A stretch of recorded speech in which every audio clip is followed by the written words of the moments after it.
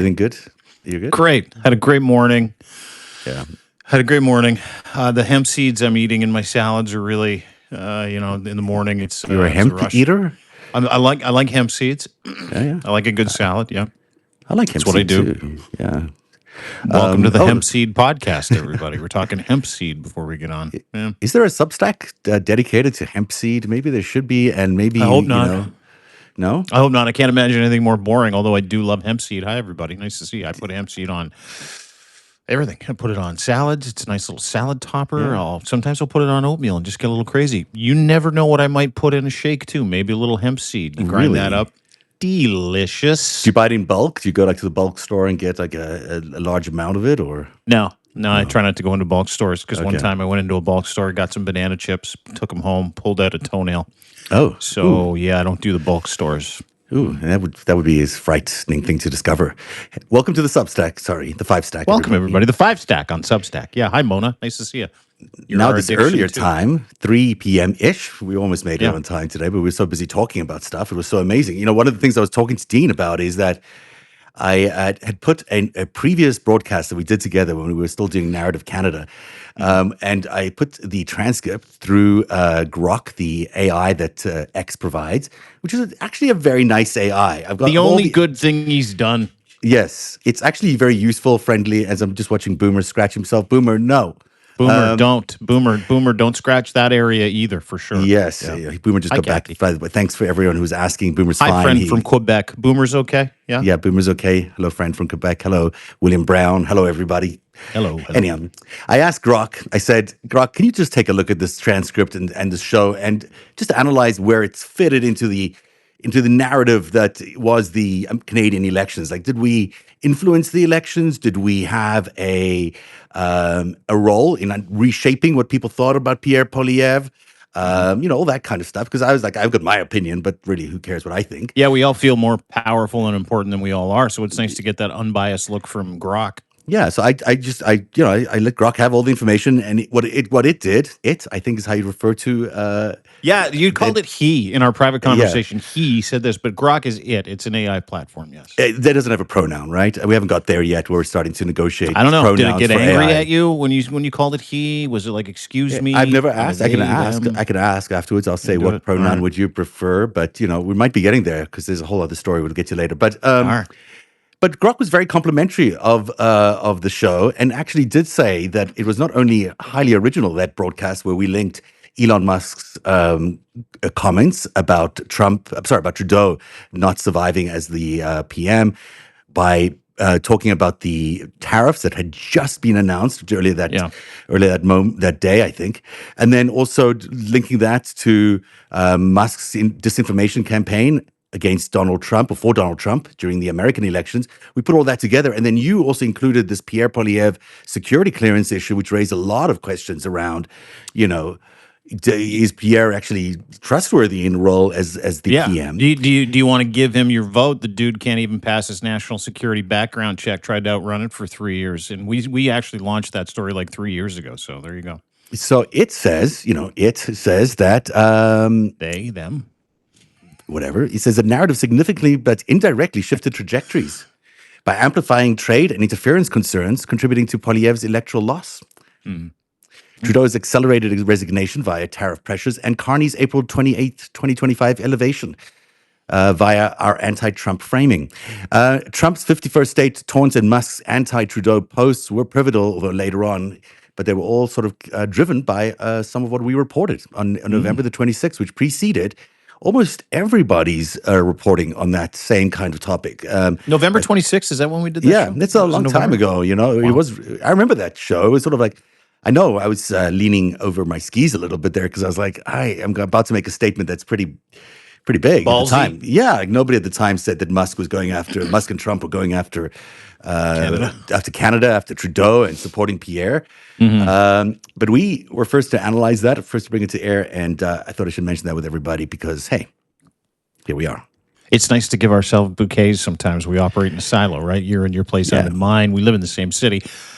We don't go outside of our sphere of influence, dude. I've effectively stopped watching the news, right? So it's just consuming information from proper sources, and it's really kind of nice to get a hat tip from Grok. I don't necessarily trust Grok at the moment, but I can tell you that I've had several conversations over the past 24 to 48 hours since the implosion of the Conservative Party of Canada, the death of Pierre Poilievre, Maple MAGA, and Pierre Poilievre's career, which we'll get to. He's the most hated man in this country at the moment, not named Sure Donald Trump. is. Yeah.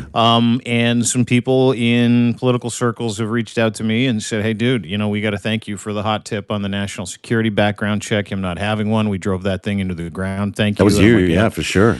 I've had people reach out and talk to us about the podcast and some of the stuff that really ruffled feathers, because you get underneath certain things and you're able to kind of inform people and affirm them that what they're seeing is really happening, that Donald Trump and Elon Musk are working with Pierre Poilievre. I didn't put out a story a couple of weeks ago, and I just ran out of time on my Substack, about a letter that Elon Musk received from Pierre Poilievre begging him to, like, a private letter, begging for help Oh, and wow. to run Pierre, sorry, what's his name? He's gone now. Trudeau out of office. Can't believe I forgot his name. And in doing so, to label the Canadian Broadcast Corporation a state-run news entity.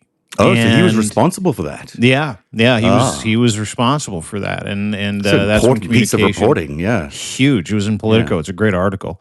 And I was going to write a piece about that, but I ran out of time. And again, that was another bouquet that was thrown our way from a political insider with knowledge of how they consumed Pierre Poilievre in the final months of that campaign, like month and a half. It was just about legitimately taking things that we had broken or talked about and beating the shit out of him with it over and Mhm. over and over again to Yeah. reinforce the idea that you can't trust Pierre Poilievre because he is MAGA, which was really funny because I don't know if we got time to get to it. Donald Trump today was asked if he had spoken to Mark Carney. Hmm. And just to pivot into the news today, we'll get to the 5 biggest stories in just a second. And it was absolutely hilarious. I've got a transcript of it, and I've broken it down on my Substack, deanblundell.substack.com. You can go read it, look at the video. And Trump today, you knew he'd do this stuff. You knew Well, he'd let's do do this. this. Let's do this. This Trump, is story number 5. This is okay, the official interview that he did yeah. with Terry Moran of ABC News. Terry's a very good journalist. There's no doubt about it. He handled him particularly well. But Terry Moran sat down for what seemed like an extended interview. It lasted for a long time. And Mhm. it basically looked at the first 100 days of the Trump presidency, and it was quite revealing. So let's take your take, and then I'll add mine afterwards. Well, it was ridiculous. It was like 20 minutes of ridiculousness. Again, we both got articles. You can check them out on our Substack. The one well, I mean the one clip, but there were several clips of his official 100-day interview with ABC's Terry Moran, who's an excellent reporter, by the way. Like Yeah, he did Terry. what everybody wants him to do, wants reporters to do when they talk to him, challenge the lies that he tells while he's gaslighting people in live interviews. And it was brilliant because it started with him saying, Terry Moran was like, "Yeah, what are you doing about tourism? Tourism's way down." And Trump's like, Yeah. "Tourism's the best. Everybody's here. No problems at all. Everything's good." It's like, "No, the numbers are down." "No, they're not. No, they're not. Wait for the real numbers to come out." And that's when it really kicked off, where I was like, this guy is not even in the same sim as us. Like, he's not even in the same reality area Yeah. code. European global travel down 12%, border crossings from Canada into the United States down 40%, 70% over Lambert, 2.1 billion in lost spending just last week in tourism that didn't go to the United States from Canada. So that was a lie. He then basically said Putin wants peace, and he's a really good guy, and Putin would have taken the whole country if it wasn't for him. And so that's how nice Putin is. He hasn't taken the whole country, and the only thing that's standing between Ukraine being enveloped by Russia is Donald Trump, which was fucking hilarious. He got pushed back on that. talked about then he was like, he was just rude to him because every time he corrected him, he's like, you're not being nice. And that happened after he challenged his immigration stance where he's sending people out of the country. And he's like this guy, Mr. Abrego Garcia. And Trump literally a couple weeks ago, last week, to try to prove to everybody that he sent an MS-13 gangbanger out of the country, superimposed MS-13 tattoos on Mr. Abrego Garcia's hand. And he brought that up, and to Mr. Moran's credit, he's like, that was photoshopped. And Donald Trump was gobsmacked. He's like, what are you talking about? It was real. Didn't you see the fucking picture I held up? He goes, yeah, it was a Photoshop picture that he held up. He's like, it was MS-13. It was on his hand. You miss it. And he's like, no, it was photoshopped. And then Donald Trump says, what are you doing? I'm giving you your big break. I didn't even know who you were. And now you're here challenging my opinion. He's like, you don't know what you're talking about. He goes, it's MS-13. I mean, it's hilarious. Firstly, that someone in his office let a Photoshop piece of disinformation land on his desk, and then Yeah. agreed that it's a good idea to put that out as his own tweet or Truth Social.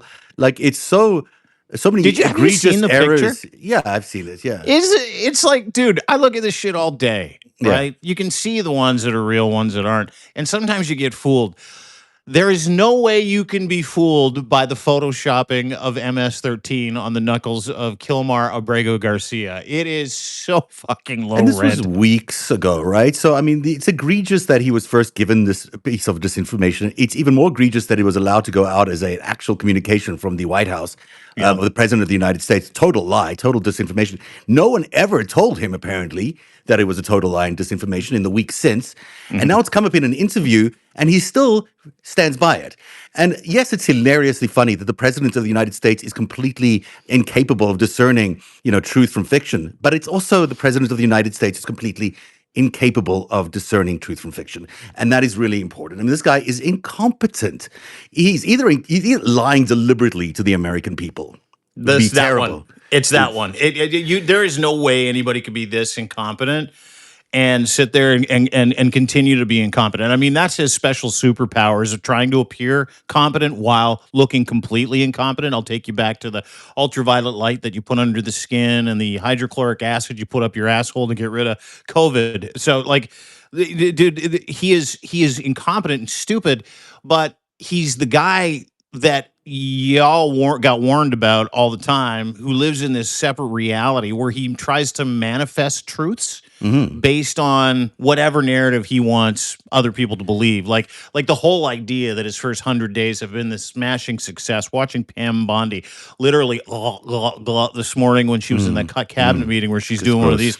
This is the greatest. You're the greatest. Everybody's the worst. You're awesome. It's Yeah. been the most They incredible all 100 did. days, dear leader. And then JD Vance is like, see all these pictures of all these presidents and the history of presidency around the White House. You're way better than all of them.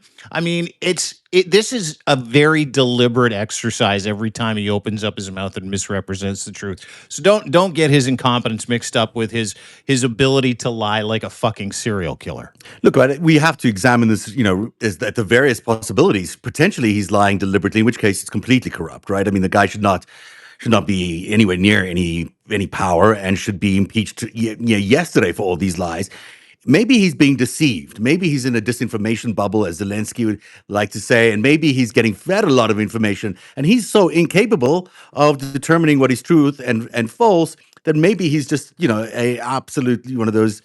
I'm not Really? saying he is. I'm not saying he is. I'm just saying these are possibilities. Or the guy's just incompetent and he's just cognitively unable to be where he is. He's not able to have sound judgment on anything. He's not able to determine whether something is real or not. And he's just basically not there. Like they said, Joe Biden was No. basically not there, even though he was. And yet he spends 25 times during the interview, he mentions Joe Biden and how Yeah. incompetent Joe Biden is while being so incompetent himself over everything. Because it wasn't just about the MS-13 thing. No. It wasn't just about that. It was also about the fact that he lied about the trade numbers, the trade deficit with China, which is causing so much distress to so many Americans. He claimed there's $1 trillion trade deficit with China. There is not $1 trillion trade deficit. There's $283 billion, but it's not $1 trillion. And he continues to assert that it is $1 trillion. Yeah. That's a blatant untruth. And yet it is driving these $145% tariffs on China, which means American businesses are going bankrupt. People are being forced out of work. The economy is cratering. There are ships arriving at our ports with nothing on them. Oh, And by the way, the shelves are going to be GDP empty. sank. Jobs And numbers were yeah, the worst yeah. they've been in 80 years. Yeah, yeah. And and the president of the United States has got his numbers wrong on this. He's not like just a little bit by a 5 times factor. He's got his numbers wrong on all of this, and it's okay because he's what he's Are you noticing why a pattern here? It's not really incompetence; it's willing it's when dissonance. it's It is legitimately corrupt gaslighting. It is intentional. Everything that comes out of that mouth, and I go back to the misrepresentation of the call he had with Carney yesterday, where he was like, by the way, he stroked him. He's like, Carney's really nice. I really enjoy my call with him. Then he's like, yeah, Carney called me and he said, let's do a deal. That did not fucking happen. yeah Right? right Like, just like Abrego Garcia does not have MS-13 tattooed on his yeah knuckles. Just like the economy is not in good shape whatsoever. It was a Goldilocks economy. Now it's garbage economy. It is. It just is. It just like shelves are going to be bare, and he's going to tell everybody, I don't know, there's a lot of bread down at the corner store. Like, it's just, it is an intentional reset of everybody's reality every Mm. time he opens up his mouth. And so you can't just blame the fact that he's stupid or he's incompetent or it might be dementia. All of those things are also true, but add in the fact that he's literally got the personality of a fucking serial killer, and this is very intentional. Right, and every Then it time gets someone worse. challenges him, Yeah. he challenges them. He bullies them into submission, saying, "You give me Yeah. the lucky break, and I don't know who you are." He knows who Terry Moran is. He knows who the He's media not taking that personalities interview are. if he doesn't know who the guy He is. he knows the personalities. He knows who the Yes. chief correspondents are of these places. Of course, he does. He knows them really well. That's the media that he plays. And then he does this thing about Doge. You know, Again, he sort of said, "Well, it's not going to be $1 trillion of savings." He said it's going to be 150 billion. But he leaves out this thing which has just been bugging me about Doge completely. Doge has been so incompetent, has been firing people that it shouldn't be firing, and there's been so many lawsuits against the state, and they've had to rehire people that they originally fired. It's actually costing an additional 135 to 156 billion dollars more because of Doge this year. So, in fact, all the savings they claim to be having of $150 billion are actually nullified. There is zero, if that, or it's just all going to be a total loss if none of the savings they say they are making are actually going to be real savings. Actually losing money on Doge, the so-called cost-saving effort of the Trump presidency. It's actually Yeah. not doing what it says it's going to do. But, Trump goes out there and still claims that it's $150 billion in savings. It says nothing I saw bad about this. 124. I saw Yeah. 124 billion, and so if that number of 136 billion to rectify the damage that Doge has done, you're out 12 million. Oh, Right, I have 12 billion. 135. I saw, 100, but 156 billion for the Either way, it's a overall wash. overspending. Look, it's a pointless exercise. It's making lives miserable. Although for them, it's obviously allowing them to privatize all these, these sectors that they've previously couldn't subsidize and privatize. That's really what's going on amongst the surveillance and other concerns around Doge. But back to the president's competence. If this was another president in another year, if this was Joe Biden, as we saw for a whole year, every move that Joe Biden went through, every time he stumbled on anything, every time he misremembered even the smallest fact, the media in its totality, like the left and the right, everybody Yeah. jumped on him as being too old, too incompetent, and incapable of doing the job. When in fact, he was quite competent and Yeah. quite capable of doing this job, and actually, on several occasions, did the right thing for America and even potentially saved the world from catastrophe by the work he did with Ukraine and holding that NATO alliance together. And so you've got everybody jumping on him, eliminating his second term presidency, and for one bad debate, which we'll agree on was a bad performance in one debate, but I can go into that on another day. Brutal. And now here comes this new president who is lying through his teeth about absolutely everything, which is not okay. This is impeachable offenses when you're lying to your public. It's incompetent to be a servant of the American people and be grifting in the way he is grifting and through crypto and all the other things that he's doing, just taking money left, right, and center from foreign sources. He's lying about every bit of his policies, like the trade deficit that they supposedly have with China that doesn't actually exist in the way that he thinks it exists. He's creating all these fake, completely false views of what is happening in the world. And this is driving policy. It's making people lose their jobs. It's making businesses shut down. It's just not the way American presidents are meant to work. These people should No, be out. He should be. He should not be in his job. He should be impeached today by yeah. any regular Congress, or the people should turf him out because he's lying to everybody.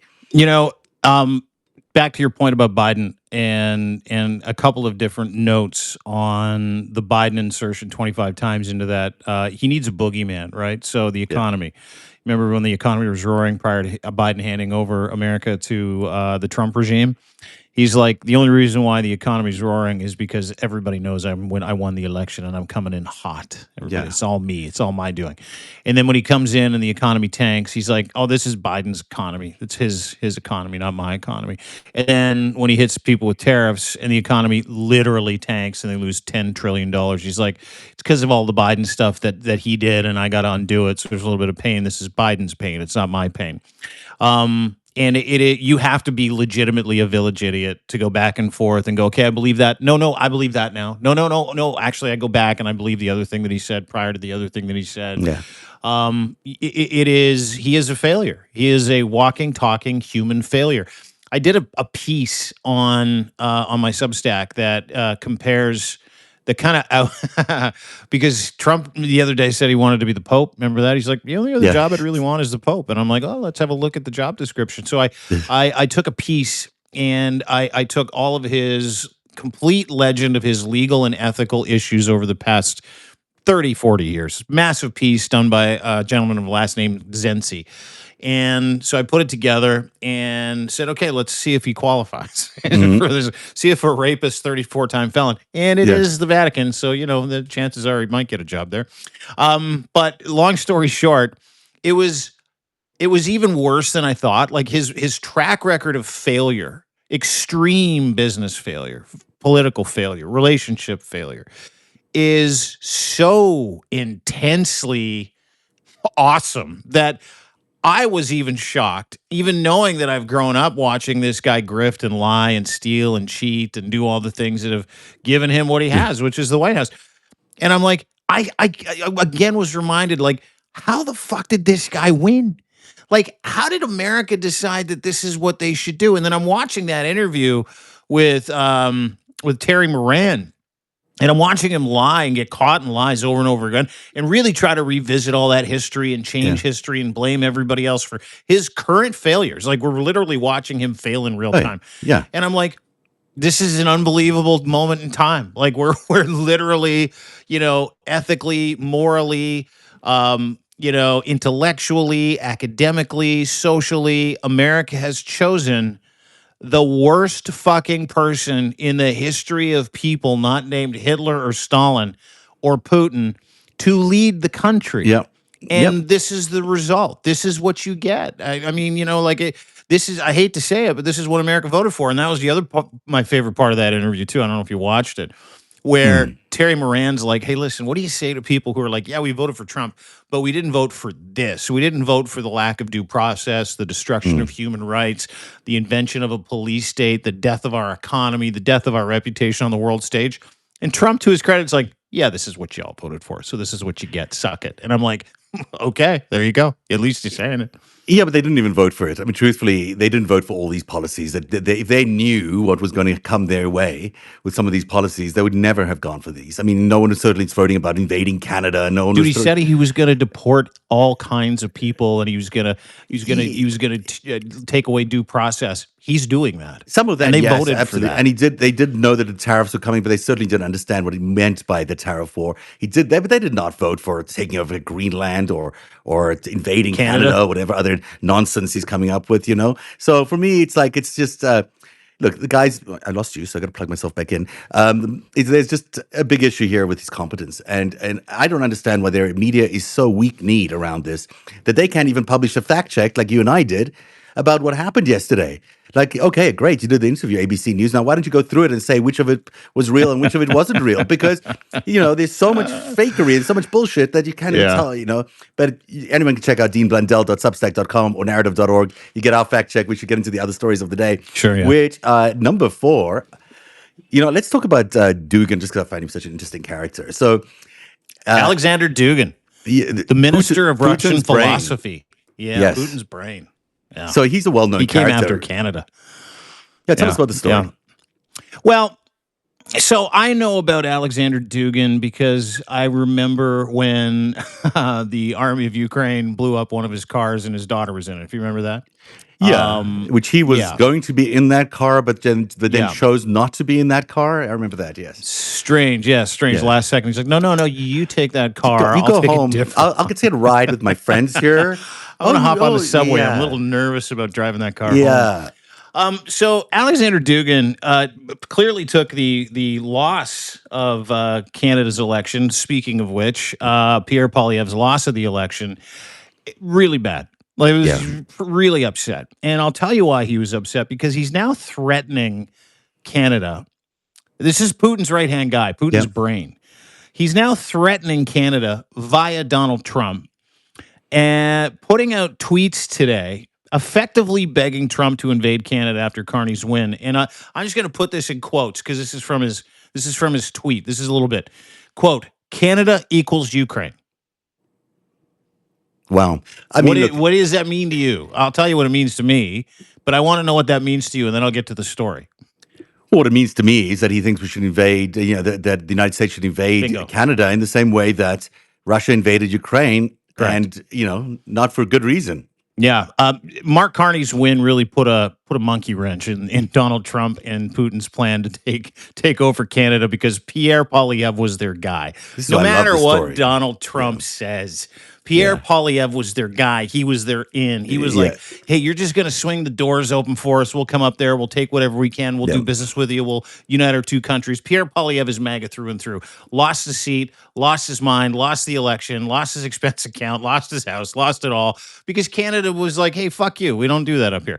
So that was a major problem for Putin when Mark Carney ascended to the top of the heap. Go ahead. When Dugin is saying one of these things, Dugin is very seriously considered in the Kremlin as a mouthpiece, as a spokesperson, as a philosophical outlet for Putin. So when he says one of these things, he's speaking for Putin. And if you really are decoding what he's saying, not only are they mad as hell that Mark Carney won the election, that they actually are entertaining a war with Canada because of it. It really speaks to what their real motivation was here, which I've been harping on for a long time. But it sort of shows you where they really are thinking. For them, this is so much about the Arctic. China and Russia's future is based on the ability to control the Arctic region, and to their chagrin, the half of that, or a big chunk of the coastline that's available up there, happens to be Canada's coastline. We own it. And they thought through this takeover of the United States, through installing Donald Trump as president, through these crazy policies, they were actually going to be able to create a foundation to attack Canada in order to seize the Arctic. And they would be in full control of the Arctic, wouldn't that be a lovely thing to have? So the reason who's ever thought of Canada as being a significant country in terms of any of this stuff, certainly wouldn't have been a priority for the Russians or the Chinese to want Canada, or even America, because it was sort of like a throwaway country at the top of the United States. But now that the world is shifting, now that you look at the world from the top down, everything looks very different when you look at it from the North Pole as the center of the world. When you look at all the trade routes that are going to go crossing through there, well, suddenly Canada looks like a really important country. The most important, specifically when you're talking about the technology that the world will run on, right? And the raw materials. Yes. And for Russia, it's the opposite side of the Arctic for them, so they don't want Canada to be an interference for their plans. And for China, which is not really an Arctic nation, well, they would really like to have Canada because that would make them an Arctic nation. Well, if they're nice, maybe we'll give them a little piece of Baffin Island. Maybe. I mean, I don't think they should get anything personally. I don't think they should either. What they've been doing to the world is particularly wrong. But the whole thing is, I'm saying, and this is why they basically invaded Ukraine. So this analogy with Ukraine is really interesting because they didn't invade Ukraine because they really cared about the preservation of the Ukrainian Denazification. people. Yeah, yeah, yeah. They invaded Ukraine because they wanted to control the Black Sea. Yep. For them, it's really important to have the Black Sea because they need the access to the Black Sea for their trading routes, because trading routes matter to countries more than anything else. And the other ports are always frozen over because of it's just cold up there in Russia. So Yep. they needed the Black Sea, and they wanted the minerals. They wanted the same rare earth minerals that Donald Trump's been talking about, that Putin's been talking about, that Ukraine has. This is why they came after Ukraine. They don't care about the people of Ukraine or their Russian heritage or anything like that. They want the minerals and they want the trade access. The same thing is what they want from Canada. They want the incredible mineral supply that Canada has, including the water supply, by the way, and they want the trade route access, which they would have gotten had Pierre Poilievre actually ascended to the prime ministership, which is good news that he didn't, because they got landed up with Carney. And that's Yeah. why Putin's philosopher, Putin's brain in the Kremlin is saying things that are so ridiculous, like he advocating for war against Canada because of Carney's loss, which is of course nonsense, because Carney's going to be a great leader and there's no reason for it. No, there isn't, but there's a reason for this tweet that he put out, and I'll get to it now. Alexander Dugin this morning, about 6 hours ago, put out a tweet. Quote, election of ultra globalist, woke liberal US phobic Mark Carney in Canada is a declaration of war to Trump. There's a lot of adjectives in there. Yeah. So it would be rather easier, he says. Geopolitical necessity of assuring northern territories multiplied by ideological opposition to Trumpism. Canada equals Ukrainians. So effectively what he's saying is super easy. Trump, by electing Mark Carney, Canada declared war on you. Yeah. Which we kind of did. So you need to attack them first and treat Canada like we're treating Ukrainians. There is no other way to read that. It is, even in his broken, shitty Russian to English translation on X, which is, this dude's on X, which is hilarious. Yeah. He then goes on to say, right after that, Canadians have made a public suicide as death cult sect. Now, again, English being broken, but what he's saying is, by electing Carney, we chose public suicide. So I don't know if he's saying because America's going to invade them, or Canada's going to die because of the ideology that lines up behind having a central banker be the fucking prime minister of Canada to fight back against Donald Trump. By the way, Jordan Peterson and Joe Rogan echoed all of these things in a podcast last week, where they said it'll be a disaster for Trump if Mark Carney is elected. So those are Russian talking points coming out of paid Russian talking points that Jordan Peterson was outed as being a Russian asset about a year ago during the actual foreign interference hearings that were here in Canada. Then Alexander Dugin says this right after. These are like 3 tweets in a row. MAGA is under serious attack from every corner. So the opposition to Donald Trump's fascist authoritarian takeover of North America coming out of Canada is being looked at and translated by Russia as a proclamation and a declaration of war against MAGA.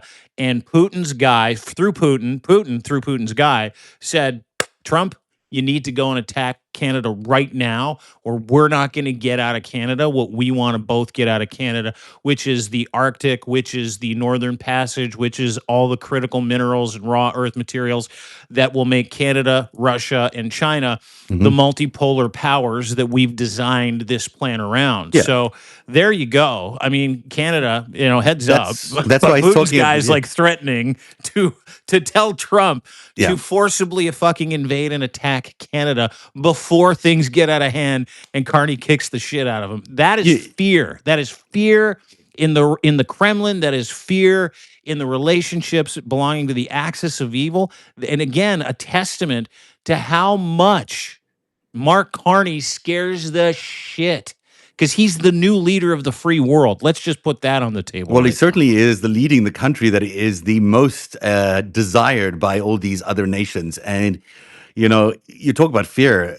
I just see anger. I see they're so furious at the fact that Carney lost. That's They're because so Carney won. That's because That's Canada our gave Carney him a one, yeah. little poke in the Yeah. butthole. We're Oh like, hey, no, yeah, yeah, this there is you go. not just a poke in the butthole. This is the whole game, and I think people need to understand that the whole game has always been about the Arctic. When you read the 30-year strategic plan that that China and Russia had authored together, it was all centered around the control of the Arctic. For them, it means everything. For China, it means that they can reach America's shores a third of the time less, a third of the costs of all the trade and all the shipping costs and everything that they need to export all their junk to America. Well, it cuts that in half. It gets them to Europe in half. Plus, it's all the minerals and resources you can get up there. I mean, it's a bonanza for whoever gets the Arctic. And if you had a choice whether you were going to route your shipping through Russian ports or Canadian ports, who are you gonna route your stuff through? You're gonna choose Canada because Yeah.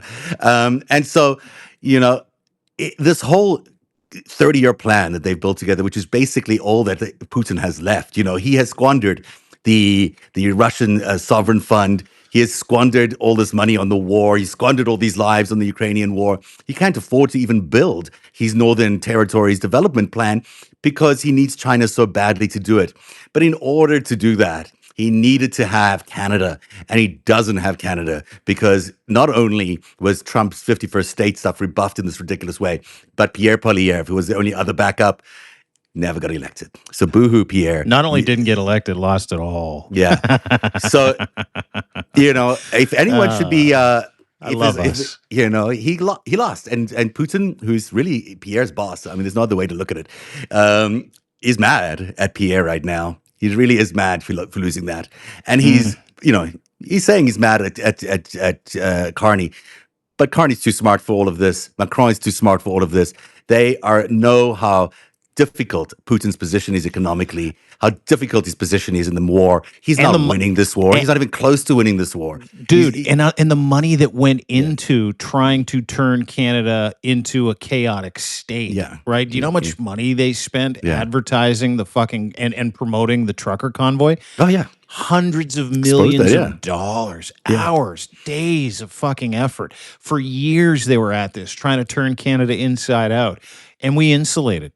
And we elected someone that is going to destroy that movement. Watch. Guaranteed. Well, I mean, if you think about where we were, November 26th, when we first had that broadcast, you think about how at that point, it seemed almost a certainty that Pierre Poilievre was going to be the next prime minister, and Justin Trudeau was going to lose in an election campaign. I looked up that date. He had a 92% chance of becoming Canada's next prime minister in November. That changed quickly. I mean, it's changed in 3 or 4 months now, and we're seeing now the reaction from the capitals of the world, who's we're very interested in seeing Pierre Poilievre win.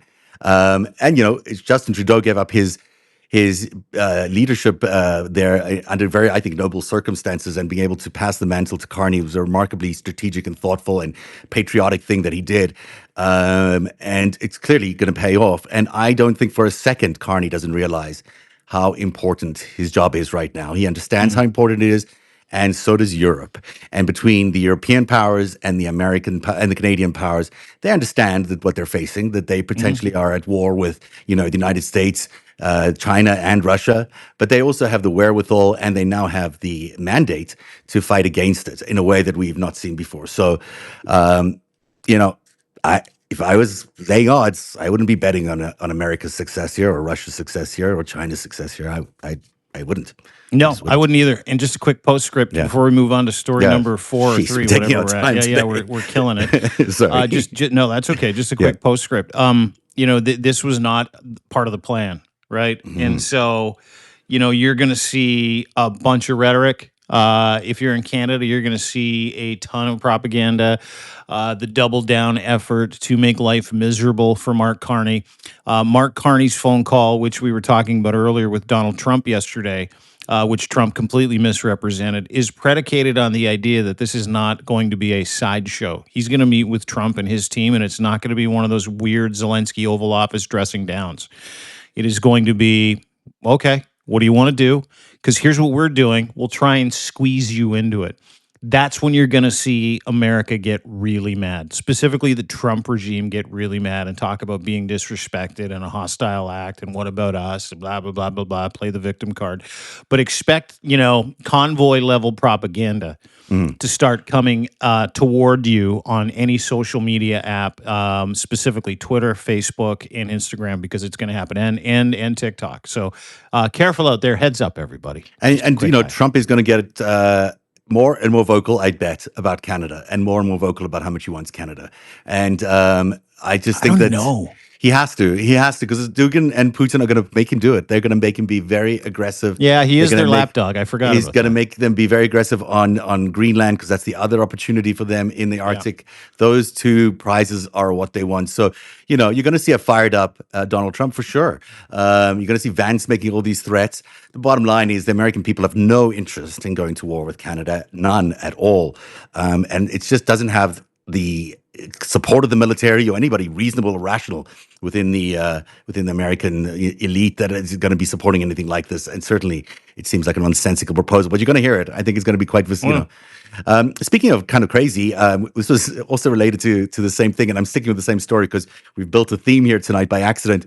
But Danielle Smith, who's the premier of Alberta, also is a MAGA type personality. Asset. No, you don't have to call her a MAGA type personality. She's a full on MAGA asset, and we'll bear that out in this conversation in the next few minutes. But go ahead. She is introduced called Bill 54. It's Yes. Apparently it slashes petition requirements for referendums from 20% to 10% and extends the signature collective period for 100 to 120 days, which means they can basically run a referendum about seceding from Canada, Alberta, this great province of Canada, seceding and joining the United States, which seems to be part of her and obviously Vladimir Putin and Donald Trump's plan to sort of take over parts of Canada. So you love talking about Danielle Smith.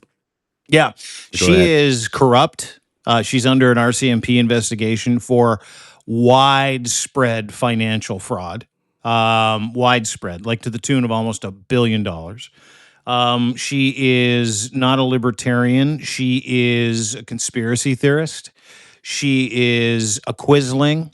She is not just corrupt, but intentionally corrupt. Danielle Smith, if you remember correctly, came to power behind the wings of a company called Take Back Alberta. David Parker is the owner of that entity, and I know him very well. And he's tuned me into some things that Danielle Smith has done, from including her husband, who has no expertise in railroad building, in infrastructure meetings about high-speed rail across Alberta. Interesting. Her chief of staff enriched himself with tens of millions of dollars of government money for sole source contracts for private health clinics. One of their donors got somewhere in the neighborhood of $400 to $500 million, Sam Maraish. So she's being investigated for that. So put that aside, right? She needs a distraction. So as this thing started to cook over the past few months, and a podcaster named Nate Pike from The Breakdown was the guy that brought this to light.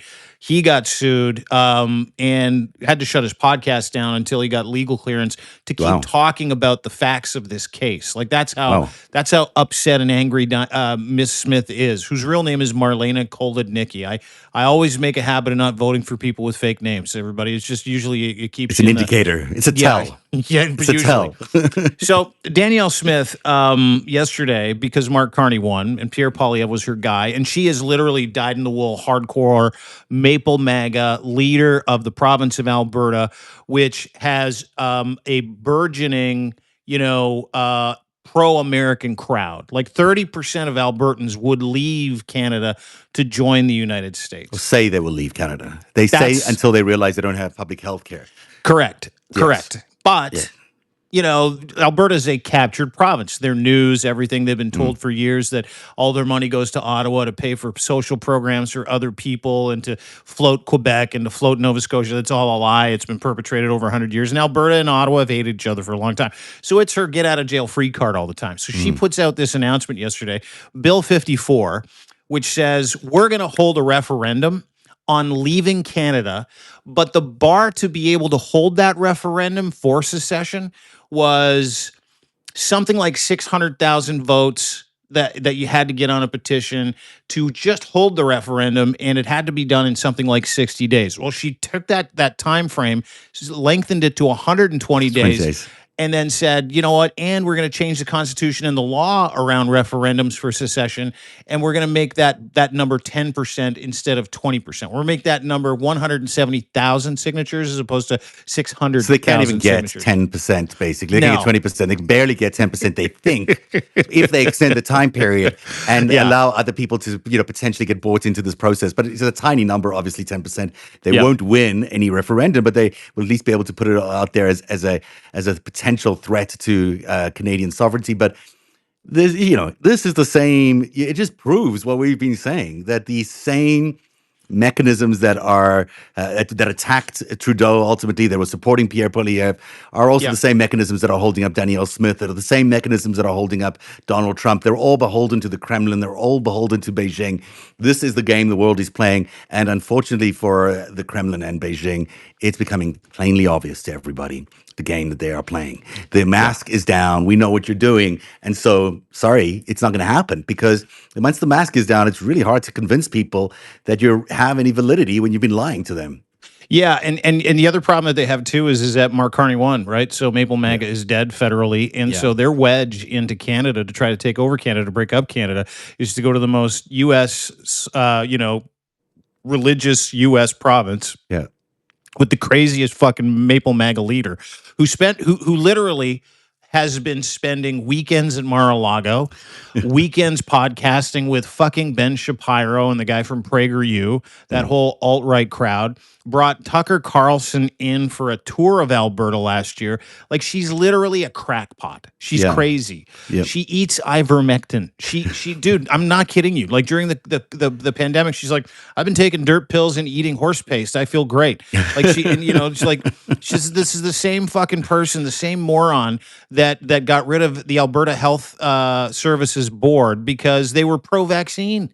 Like, she's one of the same them. thing, She's fucking insane. And so, you don't have to go too far. This is the same woman who also gave an interview to Breitbart and begged Donald Trump in this interview to stop talking negatively about Canada and stop with the tariffs. So Pierre Poilievre had a chance to become the next prime minister, so that, and these are her words, so that he could align Canada with the direction that America is going. Like, foreign interference, check. Begging for help, check. Brightly aligned with MAGA and Donald Trump, check.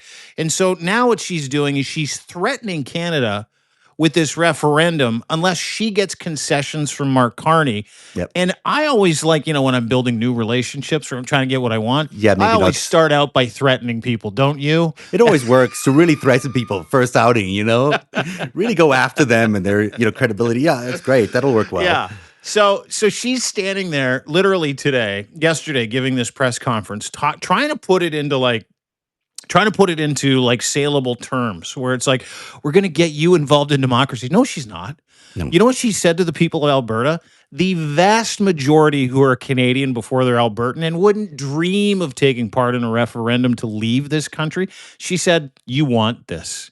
You want this. Now, no, what better way to distract from an ongoing investigation into your fraud than to and to endear yourself to maggots south of the border, which is really what she wants. If she had her way, and I have a friend who told me this, who's associated with her, if she had her way and Donald Trump gave her a position in the Trump administration to deal with Canada, to be her special envoy, she would leave Canada tomorrow. She hates it here. She hates how cold it is. She hates the province of Alberta. She hates bureaucracy. She hates all of it. What she would much rather do is take Canada, break it in half, and turn Alberta into a U.S. state. She legitimately is campaigning and has revealed the strategy yesterday with Bill 54 to deliver Alberta to the United States of America. So that's what we're dealing with. And you're dealing with someone. This is Vladimir Putin looking at his chessboard and saying, "Oh shit, I've got the only can't have the whole country now. The only thing I have is Danielle Smith and a weak referendum. That's what I'm going to do." Because that's all I have left here. And it's so weak-kneed, and it's exactly the opposite of what he was hoping for. But they had to play a card. That's the card they played. It's not going to work, obviously. It's embarrassing. But it also tells you how weak Donald Trump is. And she's corrupt. So is Donald Trump. I just want to end on this number one story of the day. Did you see Senator Chris Murphy yesterday on the Senate floor describing the 40 acts of presidential corruption in the first 100 days of Donald Trump's presidency? You know, Murphy is great. I think he's a phenomenal guy. And he went on the Senate floor, cataloged the unprecedented White House corruption, including Trump's crypto coin, which is now, by the way, according to Olga Lautman today, is now actually he's soliciting foreign bribes via his crypto meme coin. He's saying, "Oh yeah, I will do whatever you want, foreign countries, if you just buy my meme coins. I will absolutely do that." It's legitimately asking for bribes. But that wasn't what Murphy wasn't about. Murphy went on to talk about how Trump has dismantled the anti-corruption guardrails by ending enforcement of the Foreign Agent Registration Act. This is FARA. This is the mechanism by which we stopped spies from buying access to our government. This is the thing that he's eliminated. Got rid of all the cybersecurity investigations, guys like Chris Krebs, all the crypto investigations as well. He's basically allowing crime to happen, out in the open. And the White House has reportedly set a $5 million price tag, according to Murphy, for meetings for CEOs to meet with Trump. So if you're and then he also mentioned the Tesla showroom and on the White House lawn. But if you're a CEO and you want a meeting with Trump, it's going to cost you $5 million, which is insane. But also, it's how you get policy passed, apparently, in the United States. So what he's saying is that these 40 acts of corruption in just 100 days represent more than isolated scandals. They form a coherent strategy to transform American government from a democratic system into a transactional autocracy. And nothing could be truer than those comments, because realistically, when you look at everything that Donald Trump has done in these 100 days, it's all about enriching himself. It's all about selling out America. It's all about creating the environment for an authoritarian state by eliminating the safety and safeguards of American citizens and the civil rights of American citizens, and then lying his way through every single minute of it by just lying about everything. Yeah. You know what? This is something that doesn't get written about enough. The crypto bribe channel that he's opened up with his World Liberty Group, his Trump meme coins, the Melania meme coins. And the other thing that doesn't get talked about enough is this new executive group that he set up with David Sachs, your boy David Sachs. My point. $500,000 will get you into the group of rich Americans who want to do business with other rich Americans. They rented out a space, I believe, at the Kennedy Center. Oh, yeah. Had an ice sculpture, invited a whole bunch of people. David Sachs is leading it with the Winklevoss twins. You know, Winklevoss twins, about crypto, more crypto guys. Yeah. And here's how it works. You give Donald Trump $500,000. He'll agree to allow you in this group of highfalutin incel business guys that love crypto and Bitcoin. And then you might get to kind of, rub shoulders or do some business in a circular Trump economy. That announcement was made yesterday. That announcement in itself, shocking, is basically like announcing we've started a club within a club and we're going to just do business with each other and fuck all y'all. Yeah, and this guy actually works for the Trump administration. He's the crypto czar. Yeah, he's the crypto czar. He's on the payroll of the U.S. government, and he's forming a private exclusive club with others for $500,000 a piece to basically, do business around crypto and other things that he wants to do. This is so corrupt. Throw the $5 million gold visa in there. Yeah, $5 million. You can get that. Throw $5 million for CEOs to meet with you. Throw another whatever his name is. $5 to $10 million in there for you to do business with Trump as a country. Everything that he set up around him is designed to be a Ponzi scheme. It's all about the grift. Everything's about the grift. And if it doesn't make you want to scream with anger, I don't know what would, because it's just gross. I just want to take a shower every time I talk about the horrific crimes that these people are committing in broad daylight now, because it's no longer necessary for them to hide any of this. They have no regulatory figures. They have no investigators. They have no Justice Department to care about. They have no one at the FBI that's going to look into any of this. They can commit crimes out in broad daylight and know nothing is going to happen to them. And the terrifying part about that is how serious they are about staying in power for a long time. Because you only do that. You only do the criming out in public if you're certain that you're never going to be held to account. And they or be held accountable. Yeah. And they don't think they're going to be held to account. They think they can continue to lie and steal their way to the end of democracy and to establishing this totalitarian dystopia that they're trying to build on the backs of the American people, and they think they're going to get away with it. And right now, the American people are still letting them get away with it. And so, I guarantee you, this is a paper tiger. These guys have no way of defending themselves. If the American people marched up to the White House today and say, "Get the hell out of power! You are misrepresenting us," they would be tossed out of power. There is nothing supporting these people. I mean, maybe Putin, but he's not going to invade because of it. These guys have nothing behind them. The military isn't behind them. The American people aren't behind them. Everyone can see them for the fools they are. They're busy destroying the American economy. I mean, they are looting their way through everything you've ever spent in your taxes, through every pension you've ever earned, through everything you've ever done in your life. They are basically while stealing your information, by the way. And then going to turn you into a servant of the data state. They are busy doing this right now. And nobody, as far as I can tell, I mean, yes, tomorrow's May Day. There's going to be some protests tomorrow.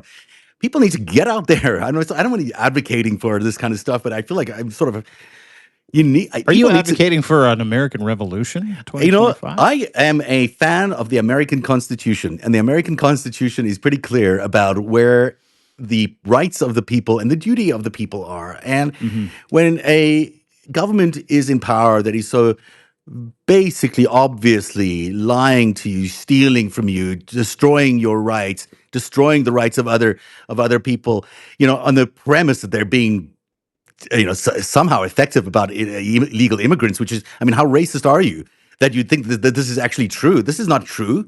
There's no, you're not getting anything out of this deportations. This is a smokescreen to fulfill your racist dreams. But really what's happening is they are stealing everything from you. They are stealing your future, your kids' futures, your pensions, your businesses, your trade relations, your goodwill around the world. They are sitting there and laughing as they're stealing billions of dollars. And they're going to steal the US dollar out from under you.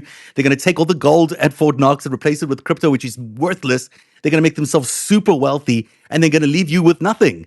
And it's within the constitutional thinking, I believe. I'm not a constitutional scholar, but I certainly read it within the Constitution, that if the government is doing such a shitty job helping you, go toss them out. Toss those people out of power. They don't deserve to be there. It's within your rights. Why not do it? Well, I think fear. I think people are still shell shocked. To be honest with you, I think that much like I was shell shocked when he was elected, I think there's a different kind of PTSD that Americans are getting when I talk to my American friends who voted for him, where they're like, we don't even know where to turn at the moment. Like, we're losing our jobs, losing our houses, our 401ks, our neighbors are fucking being arrested in their elementary schools. Like, they're sending 2-year-olds with cancer out of the country. I mean, the world doesn't know where to start, because it's just been that was the whole plan. Project 2025, lay it all out and do it all at once. So you're flood just the chasing zone. your tail all the time. We know this. Yeah. Flood the zone is what they do. They're trying to transfix you into this. Oh my God, what is happening to America? They're trying to create so much fear and chaos around you that you're too scared to even move, because the world is shifting under your feet. But we can see that if you step back and you can see all the things that they're doing. These are attempts to absolutely immobilize you. When in fact, what they're trying to do is get to this, I wrote about it yesterday on narrative.org about this 180 days, this 6-month threshold where authoritarian governments normally are able to consolidate enough power by 6 months to make it almost inevitable that they will stay in power. That leaves America with basically 80 days. We see it every single day that Donald Trump is pushing further and further and further. Yesterday, this EO about this nationalizing police force, this SS that he's making out of all these local police force, the threats to arrest mayors. We're seeing every day that he's using the Justice Department to go after his enemies. We're seeing the violence. We're seeing all the stuff, the threats against the media, the threats against everybody else, the endless lying. You can see that they're consolidating power or trying to consolidate powers behind the scenes. So you've got 80 days, basically, before this becomes a 10-year, 15-year, 20-year problem to get rid of. I look at what's going on now in Turkey, and there are, this weekend, hundreds of thousands of people, almost 1 million people showed up to get rid of Erdogan in support of the mayor of Istanbul that was arrested recently. And you look at the same things going on in the streets of Romania, same things going on in the streets of Georgia. And you got to think to yourself, these people have been suffering under these autocracies, not in Romania, but in other countries, for a long period of time. Yeah. And they didn't need to. This was a wasted, those dictators have also been stealing those economies. Those dictators have also been taking away the rights of people in those countries. Those dictators are also exactly the same people that are demolishing the various foundations of democratic societies around the world.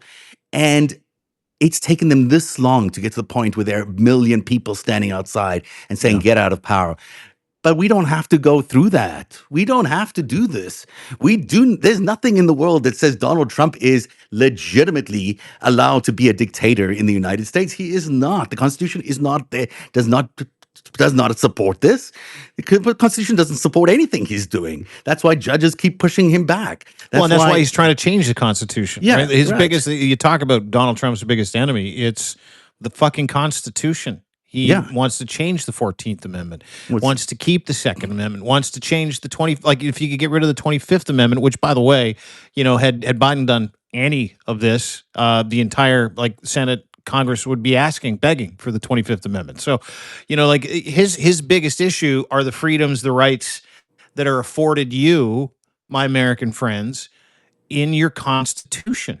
Yeah. And he is trying desperately to change it to the point where he doesn't have to listen to the Constitution, doesn't have to pay attention to the judiciary. So he's arresting judges, threatening judges. I think 4 more got arrested this week outside that woman out of Wisconsin. Craziness. That's the whole goal. His biggest issue are rules that help us govern a society, help us stay together as a society, give us human freedoms, basic human decency, basic human rights, civil liberties, all of those things. It's on, man. And it's he's on. squandering this great American exercise, this incredible 250-year run where America has built so much prosperity for the world, for Americans, where we've had a liberalization of policies around the world because of everything America has done. We've seen women's rights, we've seen black people's rights, we've seen gay people's rights. These are all things that have come out of America and America's open source system of meritocracy and ability to have an equal playing field. I'm not saying it's perfect. Of course, it's not perfect, but it's the best thing we have had in forever, as far as I can tell. Well, Canada is actually America's second. And we've been leading the world for a very, very long time. And so to see this man squander it on behalf of whom? Who benefits from all of this? It's not just him, because it is him, of course, but it's also Russia and it's also China who have put him in that position. And anyone who doesn't believe that he is a Manchurian candidate needs to be paying a lot more closer attention to what's going on. Clearly he is. Clearly he is beholden to Putin and beholden to Xi.